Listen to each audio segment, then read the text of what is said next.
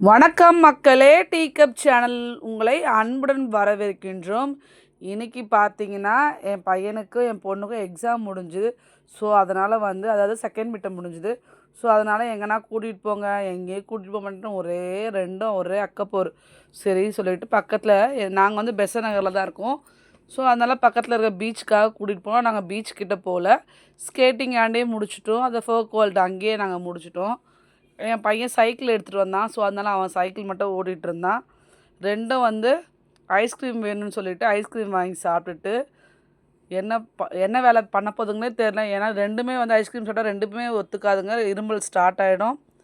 என்ன நடக்குதுன்றதை பார்க்கலாம்.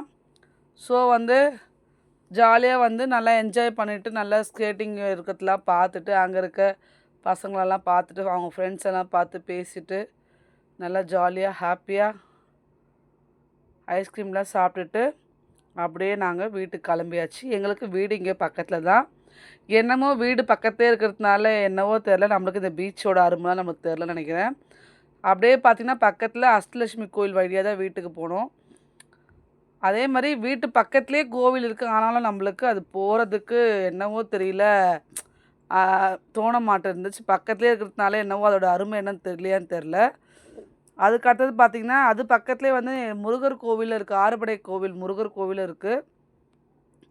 ஸோ எல்லாமே எங்களுக்கு பக்கத்தில் இருக்குது. ஆனாலும் நாங்கள் அடிக்கடி போக மாட்டோம். ஏதாவது ஒரு ஃபெஸ்டிவல் அந்த மாதிரி மட்டும்தான் நாங்கள் போவோம். நான் இன்னும் இங்கே நான் கல்யாணம் ஆகி 8 வருஷம் ஆகுது.